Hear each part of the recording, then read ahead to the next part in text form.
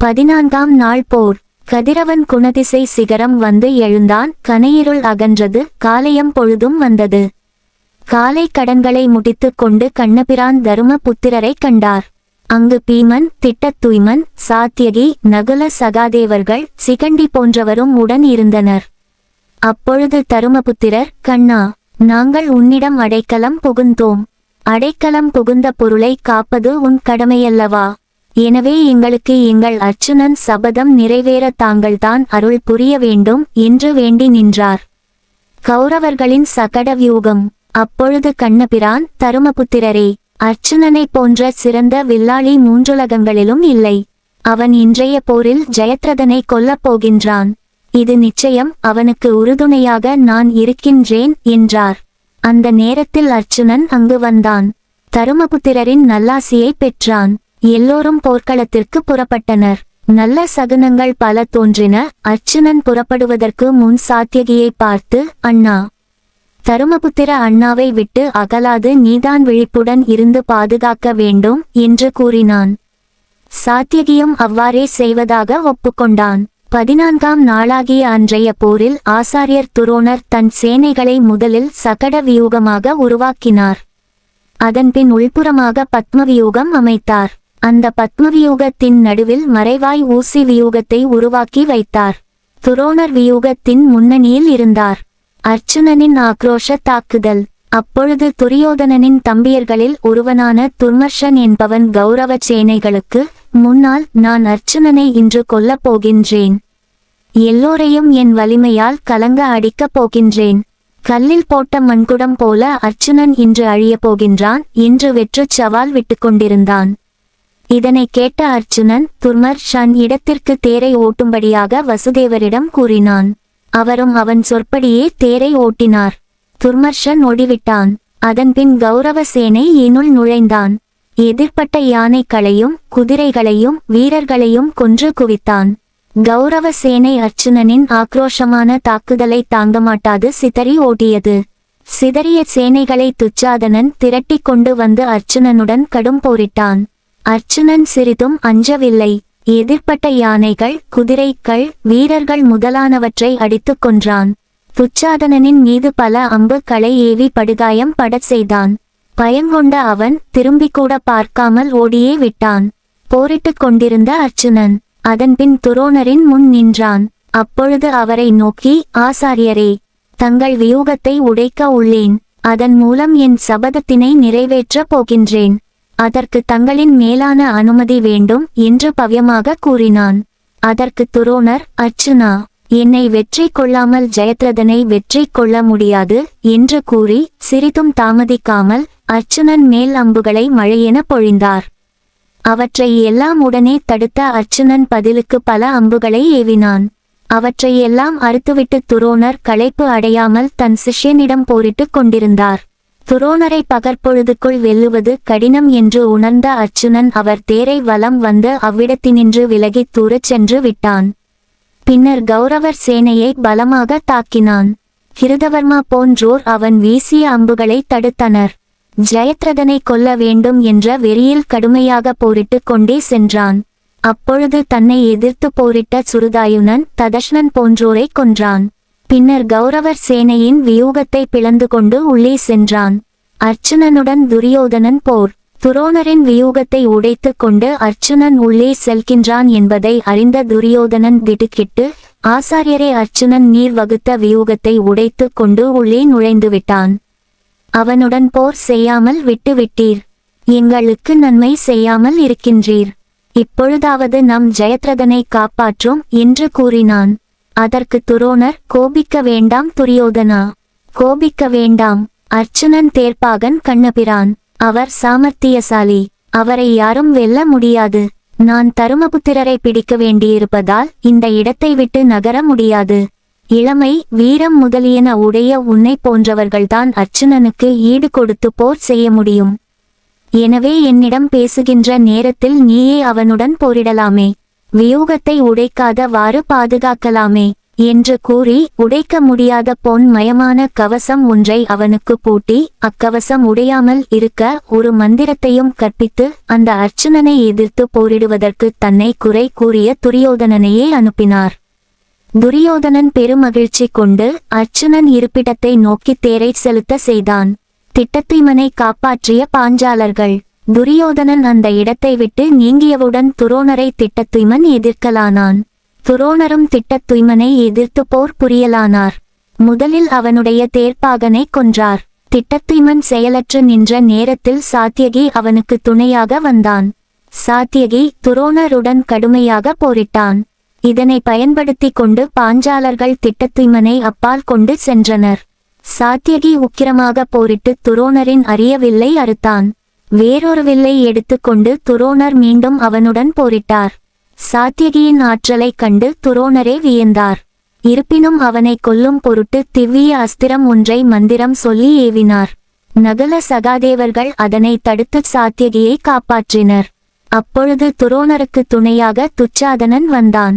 அந்த நேரத்தில் கண்ணபிரானும் அர்ச்சுனனும் ஜெயத்ரதனை நோக்கிச் சென்று கொண்டிருந்தனர். அர்ச்சுனன் சென்ற வழியில் எல்லாம் கௌரவர்கள் சுழற்காற்றில் அகப்பட்ட மரங்கள் எனச் சட சட எனச் சாய்ந்தனர். ஆயின் கண்ணபிரான் தேரை நிறுத்தாது வேகமாகச் செலுத்தி கொண்டிருந்தார். வழியில் எதிர்ப்பட்ட அவந்தி நாட்டு மன்னன் விந்தனையும் அவன் தம்பி அனு விந்தனையும் அர்ச்சுனன் கொன்றொழித்தான். கௌரவர் சேனை மிரண்டு அலையும் பொருட்டு வசுதேவர் தேரை அங்கும் இங்கும் ஓட்டிச் சென்றார். வீரர்கள் யானைகள் குதிரைகள் தேர்களில் ஏறிச் சென்று கௌரவர் சேனைகளையெல்லாம் நசுக்கினர். பகற்பொழுது கழிந்து கொண்டிருந்தது. தாகம் தீர்ந்த குதிரைகள். பகற்பொழுது உச்சிப்பொழுது வந்தது. ஆகையால் இருவரும் சிறிது நேரம் இளைப்பாறினார்கள். அப்பொழுது குதிரைகளுக்கு தாகம் எடுத்தது. இதனை கண்ணபிரான் அர்ச்சுனனுக்கு கூறினார். உடனே அர்ச்சுனன் ஓர் அம்பினை பூமியினுள் செலுத்தினான். ஊற்று நீர் பெருக்கெடுத்து வெளியே வந்தது. சுவையுடன் இருந்த அந்த நீரை குதிரைகள் பருகி தாகம் தீர்ந்தன. பின்னர் குதிரைகளை அவிழ்த்துவிட்டார். அவற்றை நன்றாக துடைத்தார். உடலில் தைத்திருந்த பானங்களை பிடுங்கி மருந்தினை போட்டார். தண்ணீரை குடிக்க வைத்ததோடு மட்டுமல்லாது நீராட்டவும் செய்தார். பின்னர் அக்குதிரைகளை தேரில் பூட்டினார். பின்னர் கண்ணபிரான் தேரைச் செலுத்தினார். தேர் செல்லத் தொடங்கியது. எதிர்த்து வந்த படைகளை அர்ச்சுனன் கொன்று குவித்தான். சூரியன் மேற்கு நோக்கிச் சாய ஆரம்பித்தான். பெரிய சேனை கூட்டத்தை கடந்து கிருஷ்ணார்ச்சுனர்கள் சென்று கொண்டிருந்தார்கள். பிரளய கால சூரியன் போன்று இருவரும் ஒளியோடு விளங்கினார்கள். அப்பொழுது துரியோதனன் சிந்து நாட்டு மன்னனும் தன் தங்கை துச்சலையின் கணவனும் ஆகிய சயத்தை ரதனை காக்கும் பொருட்டு தன் தேரில் விரைந்து சென்றான். தேரையும் தேர்ப்பாகனையும் இழந்த துரியோதனன். துரோணரால் கவசம் அணிவிக்கப்பட்ட துரியோதனன் தைரியத்துடன் அர்ச்சுனனை எதிர்க்கத் தொடங்கினான். அவனை கண்ட கண்ணபிரான் அர்ச்சுனனிடம் போரிடுமாறு கூறி தன் தேரை துரியோதனன் அருகே கொண்டு போய் நிறுத்தினார். இருவருக்கும் கடும்போர் தொடங்கியது. தன் அம்புகளால் அர்ச்சுனன் துரியோதனனுடைய தேரையும் தேர்ப்பாகனையும் தேர்க்குதிரைகளையும் அழித்தான். அவனுடைய வில்லையும் தன் அம்பினால் முறியச் செய்தான். துரியோதனன் கவசம் பூட்டியிருந்ததனால் அவனை கொல்ல முடியவில்லை. ஆனாலும் அவன் பயங்கொண்டு ஓடியே விட்டான். துரியோதனன் தோல்வி கண்டான் என்பதை அறிந்த கௌரவ வீரர்கள் கிருஷ்ணார்ச்சுனர்களை எதிர்க்கலானார்கள். அவர்களை அர்ச்சுனன் முறியடித்தான். கர்ணன், பூரிசிரவஸ், சலன், விருஷசேனன், ஐயத்ரதன், கிருபாச்சாரியார், சல்லியன், அஸ்வத்தாமன் ஆகிய 8 பேர் அர்ச்சுனனுடன் போரிட்டனர். அம்புகளை சரமாரியாக விட்டார்கள். அவற்றையெல்லாம் தன் அம்புகளை கொண்டு அழித்தான். ஜெயத்ரதனை கொல்ல வேண்டும் என்ற வெறியில் செயல்பட்டு கொண்டிருந்த அர்ச்சுனனை கௌரவ சேனை கடுமையாக எதிர்த்து நின்றது. ஆனால் அவற்றால் முடியாது தோற்றன. பூரிசிரவஸ் முதலான அனைவரும் போராடி தோற்றனர். இந்நிலையில் தருமபுத்திரரை உயிரோடு பிடிக்க வேண்டும் என்று செயல்பட்டு வந்த துரோணர் தருமபுத்திரருடன் போரிடத் தொடங்கினார். இருவருக்கும் கடுமையான போர் நடந்தது. துரோணர் தருமபுத்திரரின் வில்லையும் அம்புகளையும் அறுத்தார். தருமபுத்திரரை மறைக்கும் படி ஆயிரக்கணக்கான அம்புகளை எய்தார். தருமபுத்திரர் அவற்றையெல்லாம் சமாளித்து வேறு வில்லம்புகளை எடுத்து போரிட்டார். அவற்றையும் துரோணர் தன் அம்புகளால் அறுத்துவிட்டார். அதனால் தருமபுத்திரர் கோபங்கொண்டு சக்தி ஆயுதத்தை எறிந்தார். அதனை பிரம்மாஸ்திரம் கொண்டு பயனில்லாது செய்துவிட்டார். அதன்பின் துரோணர் தருமபுத்திரரின் தேர்க்கொடியை அறுத்தெறிந்தார். குதிரைகளை கொன்றார். ஆயுதத்தை இழந்த தருமபுத்திரர் தேரிலிருந்து குதித்து வேறொரு தேரில் ஏறிக்கொண்டு அப்பால் சென்றார். அலம்புசனை கொன்ற கடோத்கஜன். அந்த நேரத்தில் கடோத்கஜன் அங்கு வந்தான். அவன் அலம்புசனுடன் போரிட்டான். இந்த அலம்புசன் பகாசுரன் தம்பியாவான். இரவானை கொன்றவனும் இவனே. அத்தகைய அலம்புசனுடன் கடோத்கஜன் கடுமையாக போரிட்டான். இருவரும் அரக்கர்கள் ஆகையால் மாயப் போரிட்டனர். அதிலும் நெடுநேரம் போரிட்டனர். முடிவில் கடோத்கஜன் அலம்புசனை வானத்தில் தூக்கி எறிந்தான். கீழே விழுந்த அவன் எலும்பெல்லாம் முறிந்தன. அதனால் அவன் மாண்டு போனான். இவன் அண்ணன் பகாசுரனை பீமன் கொன்றான். இவனை பீமசேனன் மைந்தன் கடோத்கஜன் கொன்றான். இதனை கண்டு பாண்டவர்கள் தங்கள் சேனைகளுடன் சேர்ந்து ஆரவாரம் செய்தனர். பின்னர் கடோத்கஜன் தருமபுத்திரரிடம் சென்று வணங்கி ஆசி பெற்றான். அவரும் அவனை அன்புடன் தழுவிக்கொண்டார். பீமன் முதலான மற்றவரும் அவனை தழுவிக்கொண்டு ஆசி கூறினர். தருமபுத்திரர் துரோணருடன் போரிடச் சென்று கொண்டிருந்தார். அப்பொழுது திடீரென்று பாஞ்சசன்னியத்தின் ஒலி கேட்டது. அதே சமயம் அவர் கௌரவர்களின் ஆரவார ஒலியை கேட்டார். ஆனால் அர்ச்சுனனின் தேவதத்தம் என்னும் சங்கின் ஒலியை கேட்கவில்லை. அதனால் அவர் அர்ச்சுனனுக்கு ஆபத்து நேரிட்டிருக்கலாம் என அச்சம் கொண்டார். அதனால் அவர் சாத்யகியை பார்த்து, சாத்யகி, இப்போது பாஞ்சசன்னியத்தின் ஒலி கேட்டது. அதனால் அர்ச்சுனனுக்கு ஆபத்து நேரிட்டிருக்குமோ என அஞ்சுகிறேன். துரோணரால் பூட்டப்பட்ட கவசத்துடன் துரியோதனன் உற்சாகமாகச் சென்றுள்ளான். அதனால்தான் அவனுக்கு ஆபத்து நேர்ந்திருக்குமோ என எண்ணுகின்றேன். எனவே நீ உடனே அவசியம் அர்ச்சுனன் இருக்குமிடத்திற்குச் செல்வாயாக என்று கூறினார். சாத்யகி அர்ச்சுனனிடம் செல்லல். அதற்குச் சாத்யகி, தருமபுத்திரரே, தங்களை காக்கும் பொறுப்பை அர்ச்சுனன் என்னிடம் கொடுத்துள்ளார். நான் எப்படி தங்களை விட்டு பிரிய முடியும் என்று கூறினான். அதற்கு தருமபுத்திரர், அஞ்ச வேண்டாம் சாத்யகி, அஞ்ச வேண்டாம். திட்டத்துய்மனும் பீமனும் என்னுடன் உள்ளார்கள். மேலும் திட்டத்துய்மன் துரோணரை கொல்லுதற்காகவே காலத்தை எதிர்நோக்கியுள்ளான். எனவே எனக்கு துரோணரால் ஆபத்து நேராது. ஆதலின் நீ உடனே அர்ச்சுனனிடம் செல் என்றார். உடனே சாத்யகி தேரில் ஏறிக்கொண்டு, பீமரே, நீர் நம் அரசனை காப்பாற்றும்.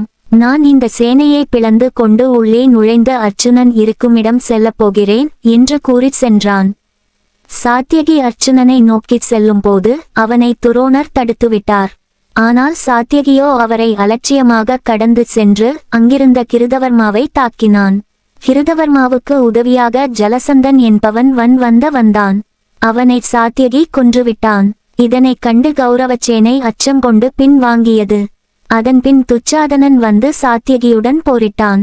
சாத்யகியின் ஆற்றலுக்கு முன் துச்சாதனனால் தாக்கு பிடிக்க முடியவில்லை.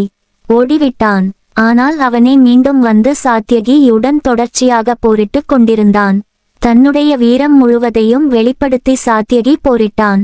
கௌரவசேனையின் முக்கிய வீரர்களையெல்லாம் கொன்ற வண்ணம் சாத்யகி அர்ச்சுனனை நோக்கி நகரத் தொடங்கினான். இதன் நடுவில் திட்டத்துய்மனின் உக்கிரமான தாக்குதலுக்கு ஆட்பட்ட துரோணர் சோர்ந்து போய் உட்கார்ந்தார். இந்த சந்தர்ப்பத்தை பயன்படுத்தி கொண்டு திட்டத்துய்மன் துரோணரின் தலையை வெட்ட முயன்றான். துரோணர் அதனை பார்த்துவிட்டு தடுத்து நிறுத்தியதோடு மட்டுமல்லாது அவன் தேர்ப்பாகனை கொன்றார். தர்மபுத்திரர் கவலை. நீண்ட நேரம் ஆகியும் அர்ச்சுனனை காணச் சென்ற சாத்யகி திரும்பி வாராததைக் கண்டு தருமபுத்திரர் மனம் கலங்கினார். பின்னர் பீமனை பார்த்து, அர்ச்சுனனை தேடிச் சென்ற சாத்யகி இன்னும் வரவில்லை.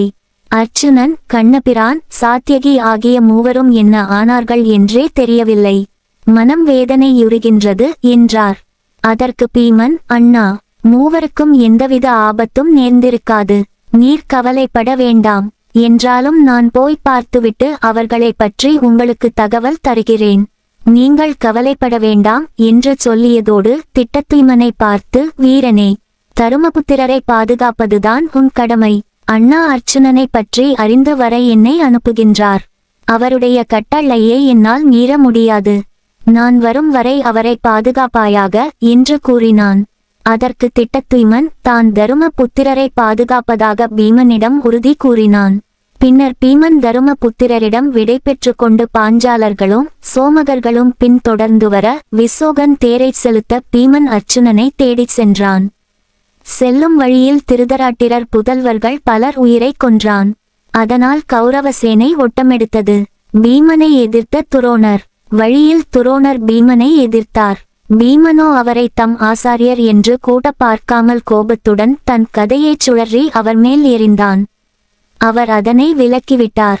ஆனால் அது தேரில் பட்டு அத்தேர் உடைந்து போனது. உடனே துரோணர் வேறொரு தேரில் ஏறிக்கொண்டு மிக ஆக்ரோஷமாக பீமனுடன் போரிட்டார். அவன் மறுபடியும் அதை உடைத்தெறிந்துவிட்டு அப்பால் சென்றான்.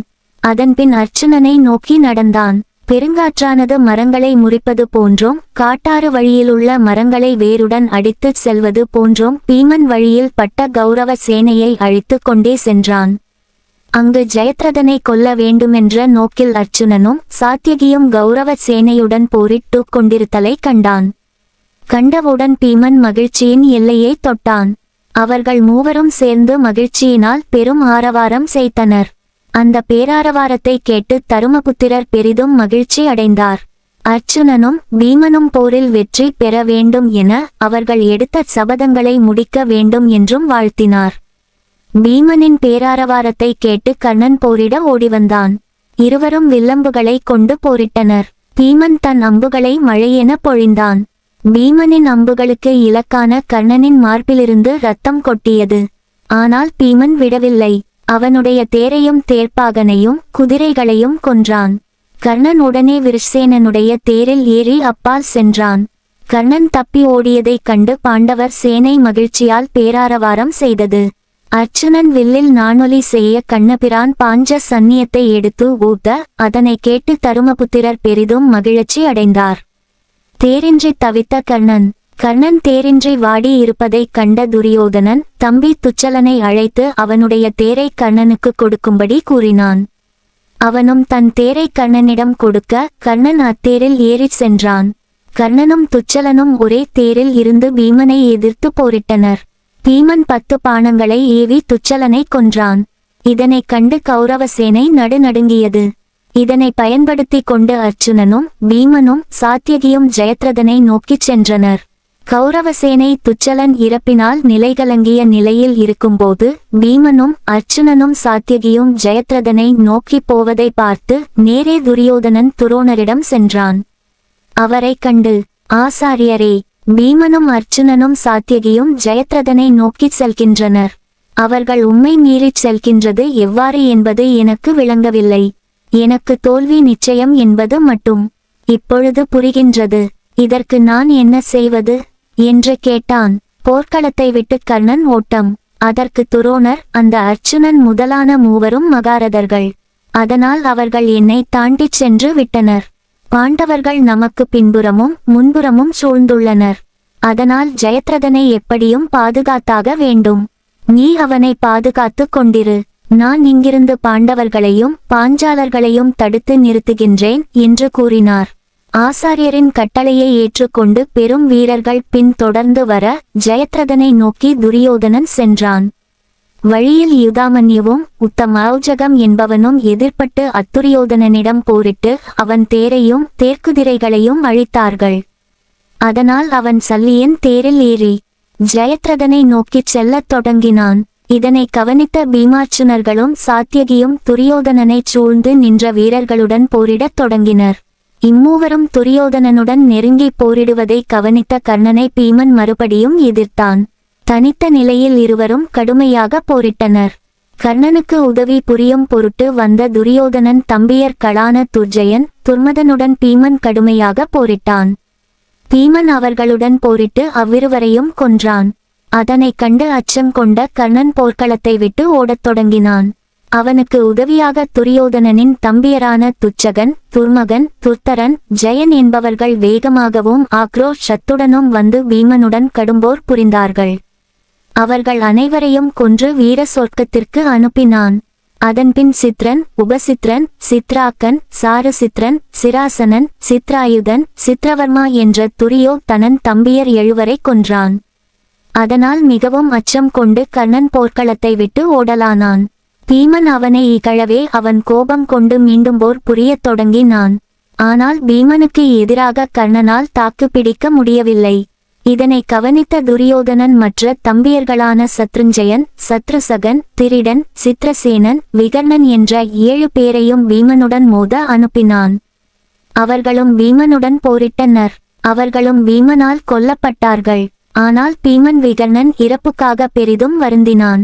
ஏனென்றால் அன்று கௌரவர் சபையில் துருபதன் மகள் திரௌபதியை துகிலு ரித்து அவமானப்படுத்தி காலத்து பாண்ட வர்க்காக பரிந்து பேசியவன் அவன் ஒருவனே. அது மட்டுமன்றி பாண்டவரிடம் மிகுந்த மரியாதையும் அன்பும் வைத்திருந்தான் என்பது இங்கு குறிப்பிட வேண்டிய ஒன்றாகும். தான் வெற்றி பெற்றதற்கு அறிகுறியாக பீமன் சிங்கநாதம் செய்தான். அதனை கேட்ட தருமபுத்திரர் பெரு மகிழ்ச்சி அடைந்தார். என்றாலும் துரியோதனனது தம்பியர்களான விகர்ணன், சித்திரசேனன் ஆகியோர் மாண்டது குறித்து பெரிதும் வருந்தினார். தொடர்ந்து கர்ணன் பீமனுடன் போரிட்டான்.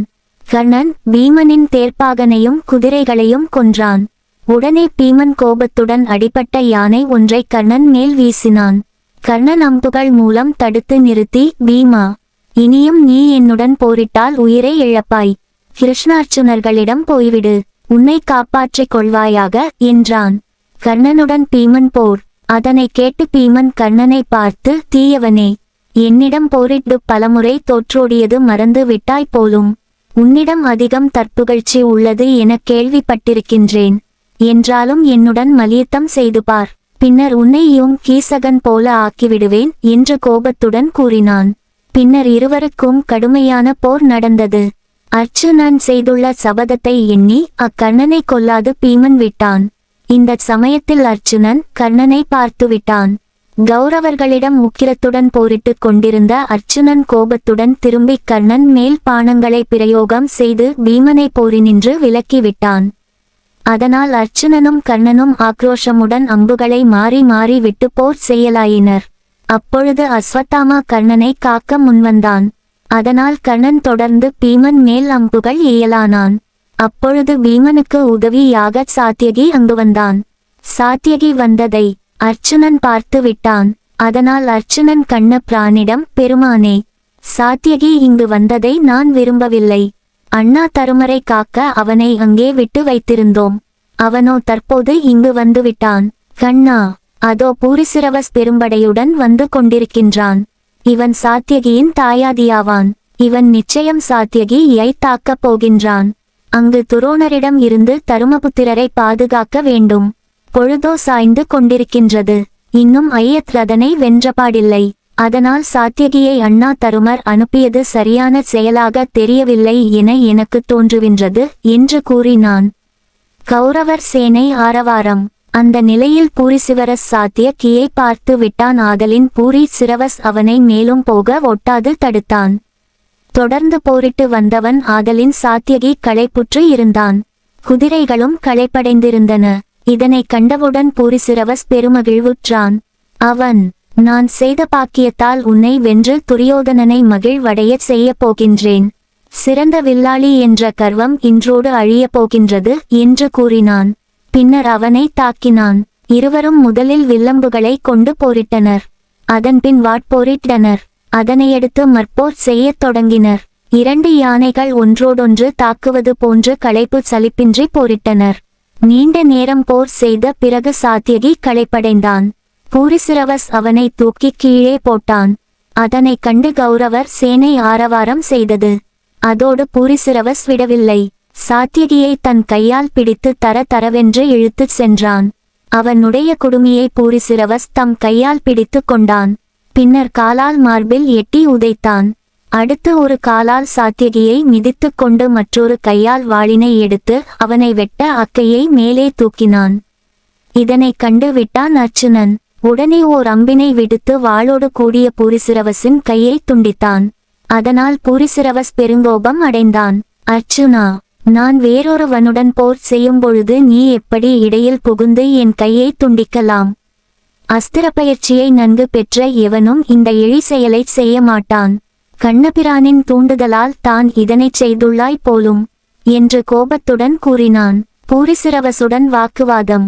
அதனை கேட்டு அர்ச்சுனன், பூரிசிரவஸ், வேண்டுமென்றே எங்களை குற்றம் சாட்டுகின்றாய்.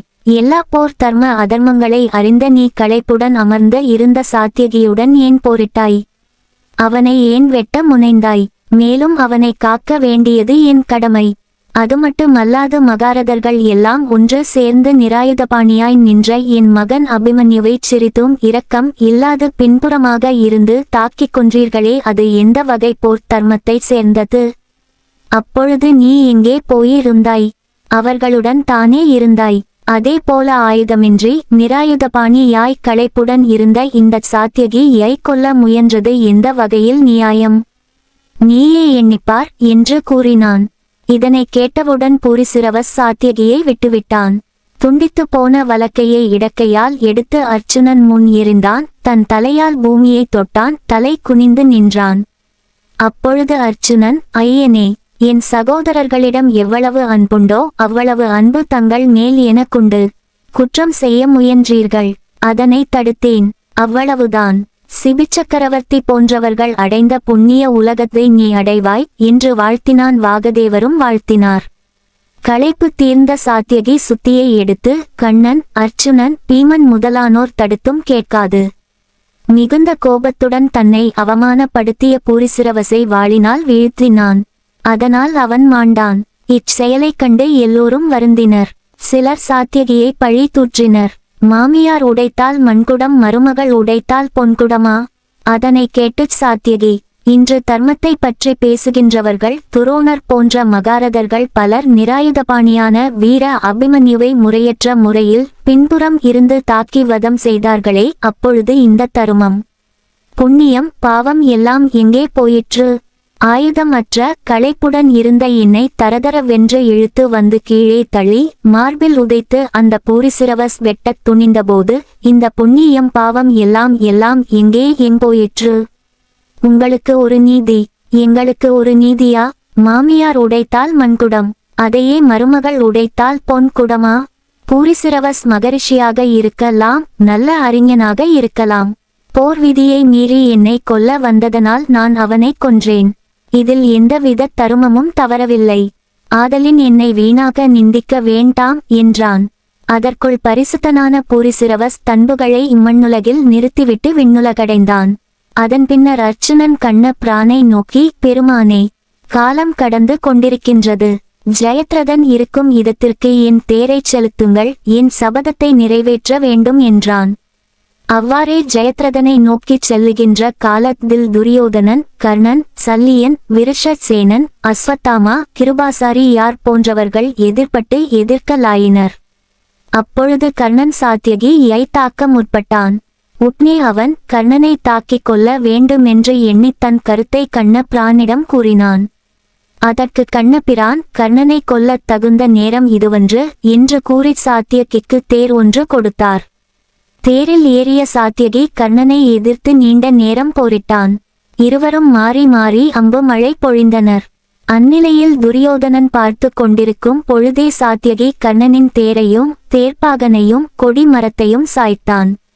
அர்ச்சுனன் சபதம் செய்துள்ள அந்த கர்ணனை கொல்லாமல் தால் அந்த கர் விட்டுவிட்டான். தேர் இல்லாமல் தரையில் தனியாக நின்றிருந்த கர்ணனை துரியோதனன் தன் தேரில் ஏற்றிக் கொண்டு சென்றான்.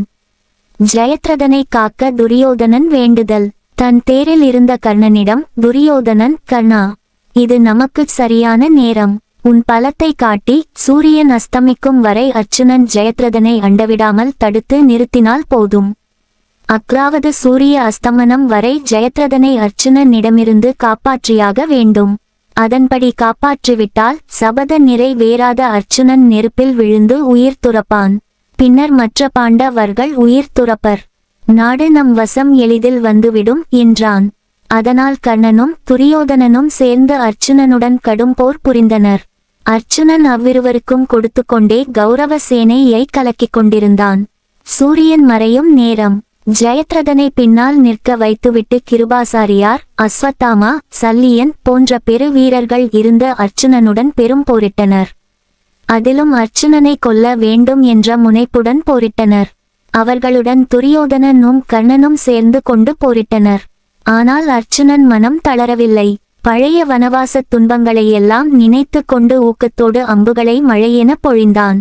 கௌரவ சேனைகளின் தலைகளையெல்லாம் அறுத்து மண்ணில் தள்ளினான். ஜெயத்ரதனின் பன்றிக் கொடியை வீழ்த்தினான். அதனை கண்டவுடன் ஜெயத்ரதன் மரணம் தன்னை நெருங்கி வருவதை உணர்ந்தான். ஜெயத்ரதனும் கோபத்துடன் உக்கிரமாக போரிட்டான். அப்பொழுது ஒரு பெரிய திருப்பம் ஏற்பட்டது. கண்ணபிரான் தன்னுடைய சக்தியினால் திருச்சக்கரத்தை எடுத்து சூரியனை மறைத்துவிட்டார். எங்கனும் இருள். சூரியன் மறைந்துவிட்டான். அதனைக் கண்டு கௌரவர்கள் மகிழ்ச்சியுடன் ஆரவாரம் செய்தார்கள். பாண்டவர்களோ அளவற்ற துன்பத்தை அடைந்தார்கள். அப்பொழுது எல்லோரும் சூரியன் எப்படி மறைந்தான் என்று வானத்தை நோக்கி அண்ணாந்து பார்த்து கொண்டிருந்தனர். அவர்களுடன் ஜெயத்ரதனும் வானத்தை பார்த்து கொண்டிருந்தான். கண்ணபிரான் அதனைக் கண்டு, அர்ச்சுனா, சிந்து நாட்டு மன்னன் ஜெயத்ரதன் தன் தலையை மேலே தூக்கி வானத்தை பார்த்து கொண்டிருக்கின்றான். உடனே அம்பினை தொடுத்து அவன் தலையை துண்டித்து பூமியில் விழாதபடி பார்த்து கொள்ள வேண்டும். அதனை முதலில் செய்க என்று கூறினான். அர்ச்சுனன் கண்ணபிரான் கூறியபடியே அம்பினை ஏவினான். அந்த அம்பு ஜெயத்ரதன் தலையை துண்டித்து கீழே விழாதபடி தூக்கிச் சென்றது. மேலும் சில அம்புகளை விட்டு அதனை கீழே விழாமல் தாங்கச் செய்துவிட்டு, கண்ணா, இப்பொழுது நான் என்ன செய்ய வேண்டும் என்றான். அதற்கு கண்ணபிரான், அர்ச்சுனா, ஜெயத்ரதன் தந்தை விருத்தாட்சத்திரன் என்பவன் கடுமையாக தவம் செய்து இந்த ஜெயத்ரதனை மகனாக பெற்றான். அப்பொழுது அசரீரி புகழ்பெற்ற ஒருவன் உன் மகனின் தலையை துண்டிப்பான் என்றது விருத்தாட்சத்திரனின் சாபம். அதனை கேட்ட அந்த விருத்தாட்சத்திரன் கோபங்கொண்டு, எவன் என் பிள்ளையின் தலையை பூமியில் தள்ளுகின்றானோ அவன் தலை சுக்கு நூறாக கடவது என்று சாபமிட்டுள்ளான். இப்பொழுது அந்த விருத்தாட்சத்திரன் சமந்தபஞ்சத்திற்கு வெளியில் தவம் செய்து கொண்டிருக்கின்றான். அவன் மடியில் உன் அம்பின் மூலம் இந்த தலையை கொண்டு போய் தள்ளு. மாறாக உன் அம்புகளிலிருந்து அத்தலை கீழே விழுமானால் உன் தலை சுக்கு நூறாக சிதைந்து விடும். ஜாக்கிரதை என்றார். அதன்படியே அர்ச்சுனன் மிகுந்த எச்சரிக்கையாக மேலும் பல பானங்களை அனுப்பி அந்த அரிய தலையை அலாக்காக அப்படியே தூக்கி கொண்டு செல்லும்படி செய்து தவம் செய்து கொண்டிருக்கின்ற விருத்தாட்சத்திரன் மடியில் அவன் அறியாதபடி விழவைத்தான். தன் மடியில் தன் மகன் தலை விழுந்ததை அறியாத அந்த முனிவன் சந்தியா வந்தனம் செய்ய எழுந்தான். மடியில் இருந்த அவன் மகன் தலை பூமியில் டொப் என்று விழுந்தது. அந்த கணமே அந்த முனிவன் தலை சுக்கு நூறாகியது. ஜெயத்ரதனை கொன்ற அர்ச்சுனன். எல்லோரும் இதனைக் கண்டு ஆச்சரியமடைந்தனர். கெடுவான் கேடு நினைப்பான் என்றபடி அம்முனிவன் மற்றவர்கிட்ட சாபம் அவன் தலைக்கே யமனாய் வந்தது. அர்ச்சுனன் ஜெயத்ரதன் தலையை தன் உடல் தலைடன் அவன் உடல் துண்டாடியவுடன் இல்லாது தனியே பூமியில் சாய்ந்தது. வசுதேவர் தன் திருச்சக்கரத்தை வாங்கிக்வா கொண்டார். சூரியன் மேற்கு திக்கில் தகதக என்ற ஒளிக்கதிர்களை வீசிக் கொண்டிருக்க அனைவரும் அந்த அற்புத காட்சியைக் கண்டு வியந்தனர். எல்லாம் கண்ணனின் மாயை என்றனர். பீமன் சாத்தியகி போன்றோர் வெற்றிச் சங்கை ஊத்தினர். இதனை கேட்டு தருமபுத்திரர் மகிழ்ச்சி அடைந்தார். அர்ச்சுனன் தான் எடுத்த சபதத்தை நிறைவேற்றிவிட்டான். புத்துயிர் பெற்று மகிழ்வுடன் ஆரவாரம் செய்தது என்பதை அறிந்து பாண்டவர் சேனை. அதன்பின் பாண்டவர்கள் துரோணருடன் போரிட்டனர். அஸ்வத்தாமாவும் உடன் வந்து போரிட்டான். ஆனால் அர்ச்சுனனுக்கு அவர்கள் இருவரையும் கொல்ல மனம் வரவில்லை. இருந்தாலும் அவர்களும் அவனுடன் போரிட முடியாது அப்பால் சென்றனர். தருமபுத்திரரிடம் அர்ச்சுனன் ஜெயத்ரதனை கொன்ற விவரத்தை எடுத்து கூறினான். அவர் தன் தேரிலிருந்து இறங்கி வந்து அர்ச்சுனனையும் கண்ணபிரானையும் தழுவிக்கொண்டார். கண்ணபெருமானை பார்த்து, பரந்தாமா, பார்க்கடல் வண்ணா, பவளவாயா, காக்கும் பெருமானே, உம்முடைய அருளால் ஜெயத்ரதனை அர்ச்சுனன் கொன்றான். எங்கள் தலைவர் நீரே, எங்களை நீங்கள்தான் காக்க வேண்டும். நாங்கள் உங்கள் உடைமை என்று மனமகிழ்ந்து கூறினார். கண்ணபிரான் எப்பிரான் அதனை கேட்டு, தருமபுத்திரரே, உம்முடைய கடுந்தவத்தினாலும் தர்மத்தினாலும் பொறுமையாலும் கபடமின்மையாலும் தான் ஜெயத்ரதனை கொல்ல முடிந்தது. இவையே அர்ச்சுனனின் வெற்றிக்கும் காரணமாய் அமைந்தன என்று தருமபுத்திரருக்கு அரிய புகழாரம் சூட்டினார். யுதிஷ்டிரர் அதனை கேட்டு ஆனந்த கண்ணீர் விட்டு மீண்டும் தம்முடைய அரிய தம்பியை அணைத்து கொண்டார்.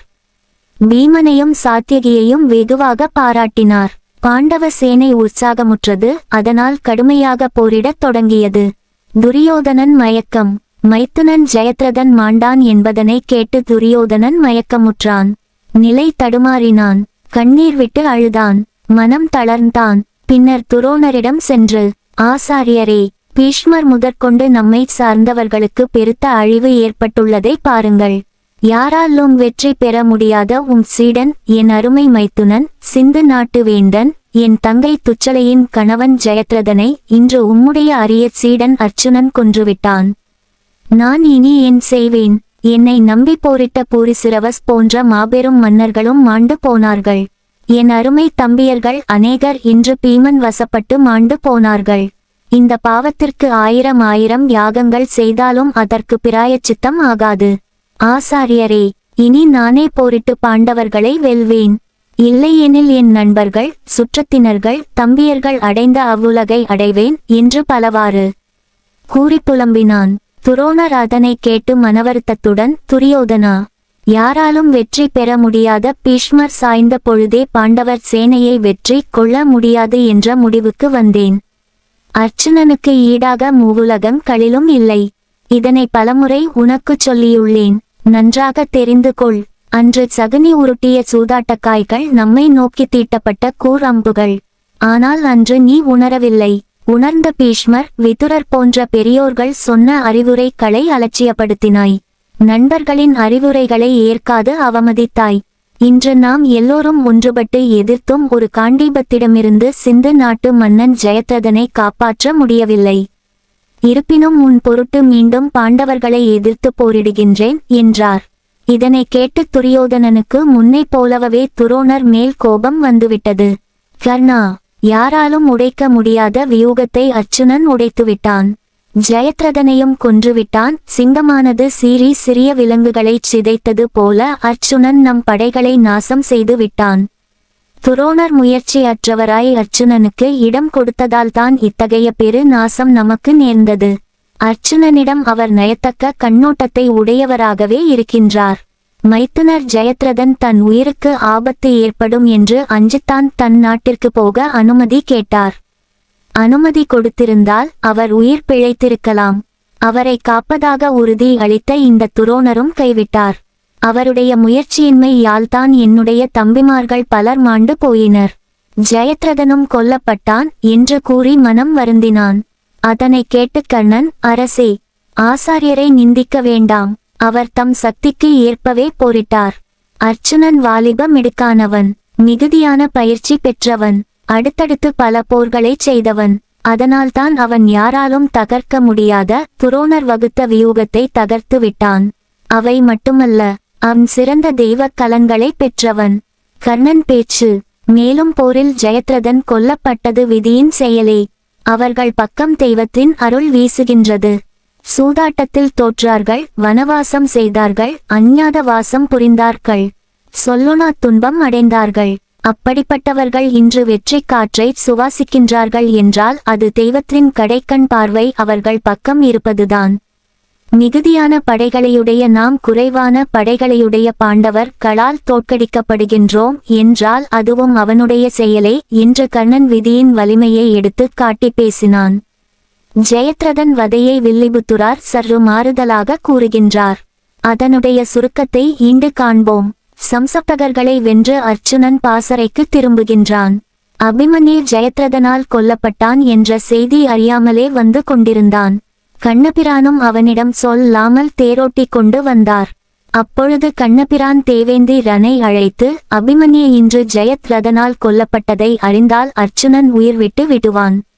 ஆதலின் அவன் அதிர்ச்சியடையாதவாறு தகுந்த ஏற்பாடு செய்யவும் என்று அர்ச்சுனன் அறியாதவாறு கூறியிருந்தார். கண்ணபிரானுடைய வார்த்தையை கேட்டு இந்திரன் ஒரு வயோதிக அந்தன வேட கொண்டு அர்ச்சுனன் வரும் வழியில் நெருப்பினை வளர்த்து, என் மகனே, நீ போய்விட்டாயே, நீ போனபின் நான் உயிர் வாழ மாட்டேன் என்று கூறி புலம்பி அந்நெருப்பில் விழுவதற்குமும் அந்நெருப்பினைச் சுற்றிவலம் வந்து கொண்டிருந்தான். பாசறைக்கு வேகமாக வந்து கொண்டிருந்த அர்ச்சுனன் அதனை கண்டான். இரக்க சுபாவம் கொண்ட அவன் தேரை நிறுத்தி இறங்கி அந்த அந்தணன் அருகில் சென்று, நெருப்பில் விழக்கூடிய அளவுக்கு உனக்கு என்ன துன்பம் நேர்ந்தது சொல் என்றான். அதற்கு அந்த அந்தணன், என் ஒரே மகன் இறந்துவிட்டான். அவன் போனபின் நான் ஏன் உயிர் வாழ்த்தல் வேண்டும்? அதனால் நெருப்பில் பாய்ந்து இறக்க துணிந்து விட்டேன் என்றான். அந்தணருக்கு ஆறுதல் கூறிய அர்ச்சுனன். அதனை கேட்டு அர்ச்சுனன், என் தந்தை போன்றவரே, இது சரியான செயல் அன்று. புத்திரர் இறப்புக்காக தந்தை உயிர் துறப்பது என்றால் உலகம் அழிந்து விடுமே. இதனை கைவிடுங்கள். உயிருடன் இருந்தால் மேலும் பல புத்திரர்களை பெறலாமே. மன ஆறுதல் கொண்டு உங்கள் முடிவினை கைவிடுங்கள் என்று வேண்டிக் கொண்டான். மேலும் அவன், இறத்தலும் பிறத்தலும் உலக நியதி. அது உறங்குவதும் பின் எழுவதும் போன்றது. எல்லாம் விதி வழி நடக்கும். விதி மிகுந்த வலிமையுடையது அன்றோ? அந்தணரே, நீர் எல்லாம் தெரிந்த ஞானவானாக இருக்கின்றீர். நீங்களே இவ்வாறு நடக்கலாமா? புதல்வன் இறந்தான் என்ற காரணத்திற்காக யாராவது உயிரை விட்டிருக்கின்றார்களா? சொல்லுங்கள் என்று பலவாறு கூறித்தடுக்கலானான். எல்லாவற்றையும் கேட்டுக்கொண்ட அம்முனிவன், என்னை தடுக்கின்றாயே, உன் மகன் இறந்தால் நீயும்தானே உயிர் துறப்பாய் என்று பதில் கேள்வி போட்டான். அர்ச்சுனனின் சத்தியம். அதற்கு அர்ச்சுனன், என் மகள் இறந்தால் நான் நிச்சயம் உயிர் துறக்க மாட்டேன், விதிவழி நடந்தது என்று விட்டு விடுவேன் என்றான். அவ்வாறே கண்ணன் தடுத்தும் கேளாது அர்ச்சுனன் சத்தியம் செய்து கொடுத்தான். அதன்பின் பாசறை சென்றான். அங்கு தன் அன்பு மகன் அபிமன்யு ஜெயத்ரதனின் சூழ்ச்சியால் மாண்டான் என்பதை அறிந்தான். மனம் குமுறினான், அழுதான், தருமரை நிந்தித்தான். புத்திர சோகம் பெரிதல்லவா, யாராலும் தாங்க முடியாது, அவனாலும் தாங்க முடியவில்லை. அதனால் தீயில் விழுந்து உயிர் விட முடிவு செய்தான். தன் தம்பியர் நகுல சகாதேவரை நெருப்பினை வளர்க்கச் செய்தான். அவர்களும் மனம் வெதும்பி கண்களில் நீர்வழிய நெருப்பினை வளர்த்து கொடுத்தனர். தன் காண்டீபத்தை கையிலேந்தி தீயில் பாய்ந்து உயிர் விடுவான் வேண்டி கண்ணபிரான், தருமபுத்திரர், சகோதரர்கள், சாத்தியகி, திட்டத்தி மண் போன்றோர் முன்னிலையில் அத்தீயினை வலம் வந்து கொண்டிருந்தான். அப்பொழுது நெருப்பில் விழவொட்டாது அர்ச்சுனனால் தடுக்கப்பட்ட அந்தண்ணன் விரைவாக ஓடி வந்தான். அர்ச்சுனா, நிறுத்து, என்ன காரியம் செய்தாய்? எனக்கு கொடுத்த சத்தியத்தை மீறுகின்றாயே, இது உனக்கு தர்மமா? என் புத்திரன் இறந்தால் நான் நெருப்பில் விழுந்து உயிர் விடக்கூடாது. ஆனால் உன் மகன் இறந்தால் நீ மட்டும் நெருப்பில் விழுந்து உயிர் துறக்கலாம். இது என்ன தர்மம்? எனக்கு கொடுத்த சத்தியத்தை எண்ணிப்பார் என்று கூறினான். அதனால் அர்ச்சுனன் நெருப்பில் விழுவதை தவிர்த்தான். அதனால் துயரத்தை விட கோபம் அதிகமானது.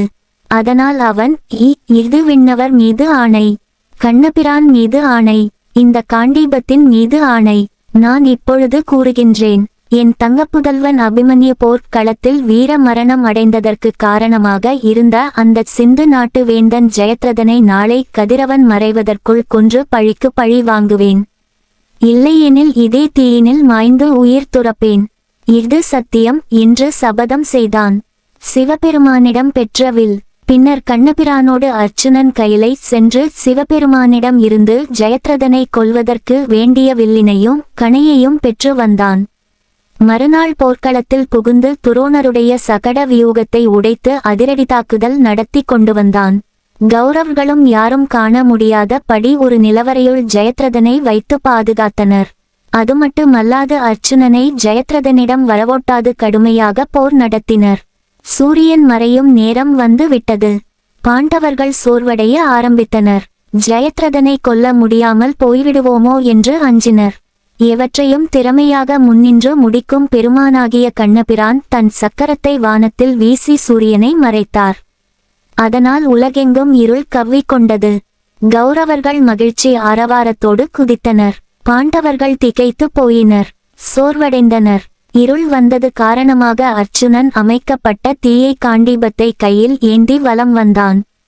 அவன் தீயில் குதிக்கும் காட்சியை காண்பான் வேண்டி துரியோதனாதியர் ஜெயத்ரதனோடு ஒரு குன்றின் உச்சியில் நின்று கொண்டிருந்தனர்.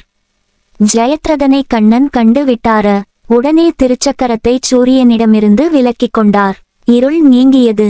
சூரியன் தன் ஆயிரங்கதிர் களை வீசிக்கொண்டு பகலவனாக விளங்கினான். அடுத்த கணம் கண்ணபிராள் அர்ச்சுனனை பார்த்து, அதோ பார் ஜெயத்ரதன், இதோ உன் கையில் காண்டீபம், எடுவில்லை, தொடு அம்பை. அந்த ஜெயத்ரதன் தலையை துண்டித்து கீழே விழாது சமந்தக பஞ்சகத்திற்கு வெளியில் தவம் செய்து கொண்டிருக்கும் இவன் தந்தை மடியில் போட்டு விடு என்றார். அர்ச்சுனனும் கண்ணன் கூறியபடியே ஜெயத்ரதன் தலையை தவம் செய்து கொண்டிருந்த அவன் தந்தையின் மடியில் போட்டான். சந்தியா வந்தனம் செய்ய அவன் எழ அத்தலை தரையில் விழ அவன் கொடுத்த சாபத்தினால் அவன் தலை சுக்கு நூறாக உடைந்து போயிற்று. ஆக ஜெயத்ரதன் அர்ச்சுனனால் இவ்வாறு கொல்லப்பட்டான். இவ்வாறு வில்லிபுத்தூரார் பாரதம் சில மாறுதல்களுடன் ஜெயத்ரதன் வதத்தை கூறுகின்றது. கடோத்கஜன் மாண்டான்.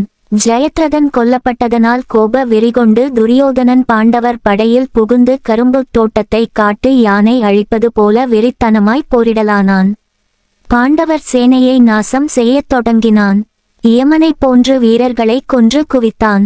அதனால் பாண்டவர் சேனை நிலை கலங்கியது, தடுமாறியது.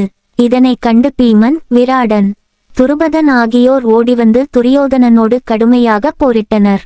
அப்பொழுது சிங்கம் போல முழங்கிக் கொண்டு கடோத்கஜன் அங்கு வந்தான். அவனும் பீமன் முதலியவரோடு சேர்ந்து துரியோதனனை கடுமையாக எதிர்த்து போரிடலானான். துரியோதனனும் ஈடுகொடுத்து போரிட்டு வந்தான். இதனை தருமபுத்திரர் பார்த்தார். அவரும் நேரடியாக துரியோதனனுடன் மோதினார். துரியோதனன் கோபங்கொண்டு 10 அம்புகளால் தருமபுத்திரரை தாக்கினான். ஓர் அம்பின் மூலம் அவருடைய முரச கொடியை அறுத்தான். பின்னர் அவரின் தேர்ப்பாகன் இந்திரசேனனை 3 பாணங்களால் தாக்கினான். குதிரை களையும் கொன்றான். மூர்ச்சையாகி விழுந்த துரியோதனன். கோபம் கொண்டு தருமபுத்திரரும் துரியோதனனை 10 அம்புகளால் தாக்கினார். அதனால் அவன் மூர்ச்சையாகி தேர்த்தட்டில் வீழ்ந்தான். அதனால் துரியோதனன் மாண்டான் என்று இங்கன்னும் கூக்குரல் எழுந்தது. துரோணர் இதனை கேட்டு அலறி அடித்து கொண்டு விரைந்து வந்து அங்கு சேர்ந்தார். அப்பொழுது அர்ச்சுனனும் சாத்தியகியும் துரோணரை எதிர்த்தனர். அவர்களோடு நகுலன், சகாதேவன், திட்டத்துய்மன் போன்றோரும் கலந்து கொண்டு துரோணரை கடுமையாக எதிர்க்கலாயினர். இதற்குள் துரியோதனன் மூர்ச்சை தெளிந்து எழுந்தான். எழுந்து மீண்டும் தருமபுத்திரருடன் போரிட்டான். இரவு பொழுது தொடங்கியது. போர்க்களத்தில் நரிகள் ஊளையிட்டன, கோட்டான்கள் சுத்தின, யானை குதிரை போன்றவை பேரொலி செய்தன. ஒருவர் முகம் மற்றொருவருக்கு தெரியவில்லை. அப்பொழுதும் போர் நிற்கவில்லை. துரோணர் ஆக்ரோஷமாக போரிட்டு அனைவரையும் புறமுதுகிட்டோடச் செய்தார். அப்பொழுது பீமன் மிக கடுமையாக போரிட்டு துர்மதன், துஷ்கர்ணன் என்பவர்களை கொன்றான். இதனால் கோபம் கொண்ட துரோணர் பாண்டவர் சேனையை நிலை குலையச் செய்தார். அந்த நேரத்தில் சாத்தியகியை அஸ்வத்தாமன் எதிர்த்து போரிட்டான். கடோத்கஜன் வந்து அஸ்வத்தாமாவை தடுத்து நிறுத்தினான். அஸ்வத்தாமனுடன் கடோத்கஜன் போர். அப்பொழுது அஸ்வத்தாமா கடோத்கஜன் மகன் அஞ்சனபர்வா என்பவனை கொன்றான். இதனால் கோபங்கொண்ட கடோத்கஜன் அஸ்வத்தாமாவை கடுமையாக எதிர்த்து போரிட்டான். அஸ்வத்தாமாவோ பாண்டவர் சேனையையும் பாஞ்சாலர்களையும் அரக்கர்களையும் கொன்று குவித்தான். அதனை கண்ட பீமன், திட்டத்துய்மன் போன்றோர் கடும் கோபத்துடன் வந்து அவனுடன் மோதினர். போர்க்களம் எங்கும் இருள் மயமாகவே விளங்கியது. அன்றைய போரை நிறுத்தும் படி துரியோதனரும் துரோணரும் எவ்வளவோ கூறியும் எடுபடவில்லை.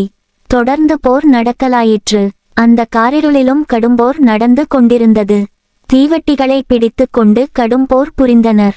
கௌரவர்களும் பாண்டவர்களும் தத்தம் தேர்களில் 5 விளக்குகளையும், யானையின் மீது 3 விளக்குகளையும், குதிரையின் மீது 1 விளக்கையும் ஏற்றி வைத்துக்கொண்டு போரிடலாயினர். அதனால் போர்க்களம் பிரகாசமுடையதாய் எங்கனும் இருந்தது. ஆக பாரத போர் அன்று இரவு முழுவதும் போர் நடக்கலாயிற்று. அந்த நேரத்தில் துரியோதனனை பார்த்து கர்ணன், நண்பனே, ஒரு பக்கம் உயர்ந்து விளங்கும் வில்லாளியான அர்ச்சுனன் நம் சேனையை நிலை கலங்க வைக்கிறான். மற்றொரு பக்கம் சாத்தியகியோ கடுமையாக போரிட்டு கொண்டிருக்கின்றான். இன்னொரு பக்கம் திட்டத்துய்மன் துரோணருடன் போராடி கொண்டிருக்கின்றான். நாம் சாத்தியகியையும் திட்டத்துய்மனையும் அபிமன்யுவை ஒன்று சேர்ந்து கொண்டு கொன்றது போல ஒன்று சேர்ந்து சூழ்ந்து கொண்டு கொன்று விட வேண்டும். இதற்குரிய ஏற்பாட்டைச் செய்க என்று கூறினான்.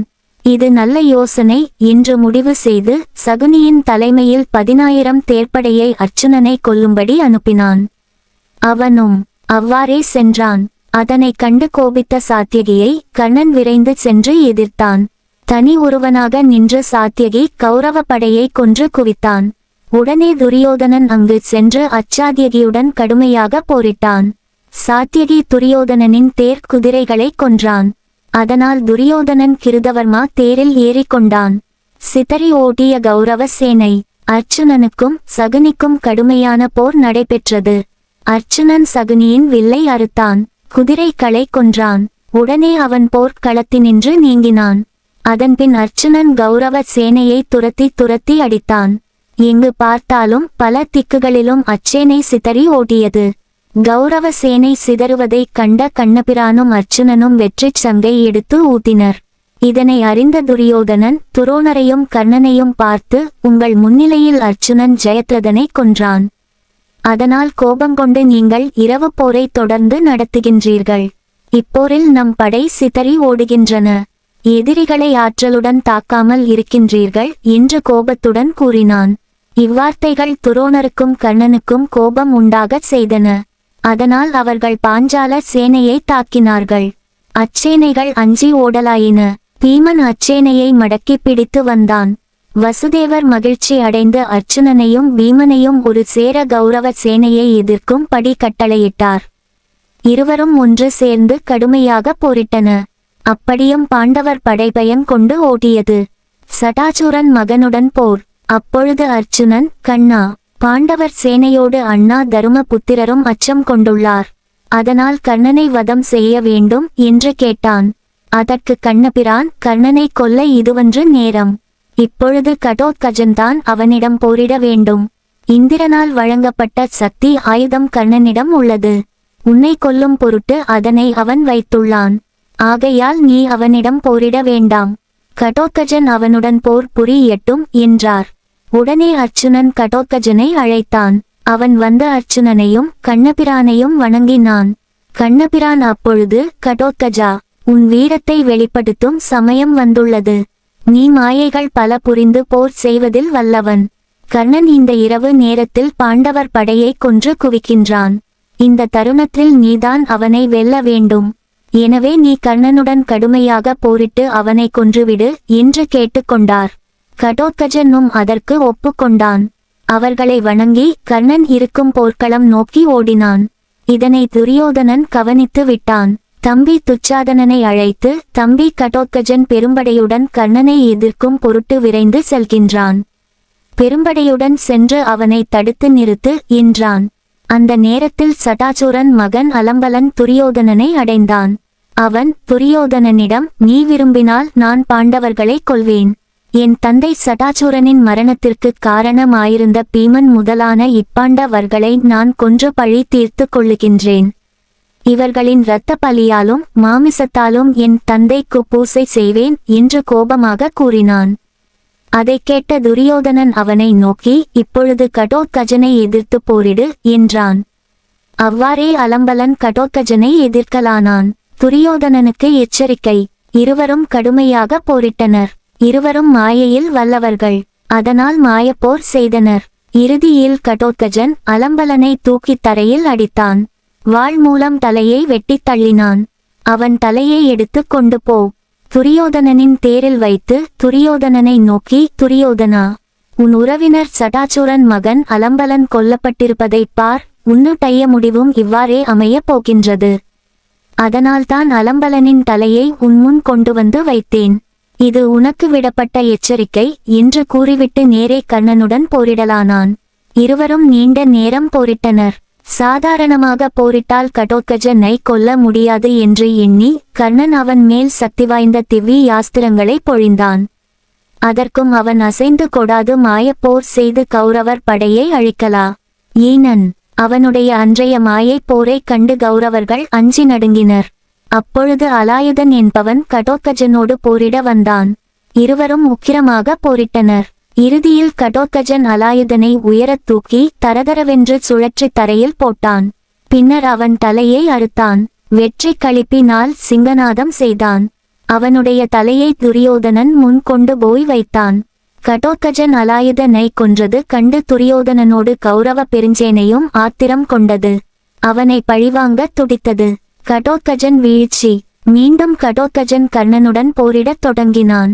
அவனுடைய பேராற்றலுக்கு முன்னால் கர்ணன் எதிர் நிற்க முடியாமல் நிலைகலங்கி போனான். அப்பொழுது கர்ணன் இந்திரன் கொடுத்த வைஜெயந்தி என்ற சக்தி ஆயுதத்தை எடுத்து வேறு வழி இல்லாமல் இந்த இரவு வேளையில் வேண்டிய மந்திரங்களை சொல்லி பிரயோகம் செய்தான். அந்த சக்தி ஆயுதம் கடோத்கஜனின் மாயப்போரை நீக்கியதோடு அவன் மார்பையும் பிளந்தது. கடோத்கஜன் கோரமாய் சப்தமிட்டு கீழே விழுந்து மாண்டான். இதனைக் கண்டு கௌரவ வீரர்கள் ஆரவாரம் செய்தார்கள். சங்கங்களை எடுத்து முழக்கினார்கள். பின்னர் கர்ணன் துரியோதனன் தேரில் ஏறிச் சென்றான். பாண்டவர்கள் கண்ணீர் விட்டு கதறினர். ஏற்கெனவே இரவான், அபிமன்யு போன்றவர்களை இழந்த அவர்கள் கடோத்கஜன் மாண்டதை கேட்டதும் பெருந்துயரம் அடைந்தனர். கண்ணபிரான் மட்டும் அப்பொழுது பெருமகிழ்வுடன் இருந்தார். அதனைக் கண்டு எல்லோரும் துயரத்துடன் இருக்க தாங்கள் மட்டும் மகிழ்ச்சியுடன் இருக்க காரணம் என்ன என்று அர்ச்சுனன் கேட்டான். கண்ணபிரான் மகிழ்ச்சி. அதற்கு கண்ணபிரான், அர்ச்சுனா, இந்திரன் வழங்கிய சக்தி ஆயுதத்தை உன்னை கொல்லத்தான் கர்ணன் வைத்திருந்தான். அதனை உன்மீது வீசியிருந்தால் நீ ஒன்றும் செய்ய முடியாது. நானும் ஒன்றும் செய்ய முடியாது. அதனால் உன் உயிருக்கு ஆபத்து ஏற்பட்டிருக்கும். அப்படி நேர்ந்தால் பாண்டவர்கள் உயிரோடு இருக்க மாட்டார்கள். அப்படிப்பட்ட அந்த சக்தி ஆயுதத்தை இப்பொழுது கர்ணன் கடோத்கஜன் மீது வீசியதனால் கடோத்கஜன் உயிர் துறந்தான்.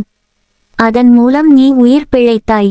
மேலும் ஒரு முறை வீசிய அந்த சக்தி ஆயுதத்தை மீண்டும் வீச முடியாது. கர்ணனும் இந்த நிகழ்ச்சியினால் உன்னை கொல்ல முடியும் என்ற நம்பிக்கையை இழந்தான். அதனால்தான் மகிழ்வு கொண்டேன் என்று கூறினார்.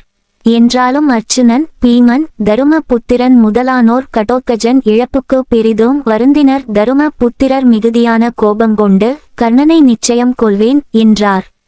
அப்பொழுது வியாச பகவான் அங்கு வந்தார்.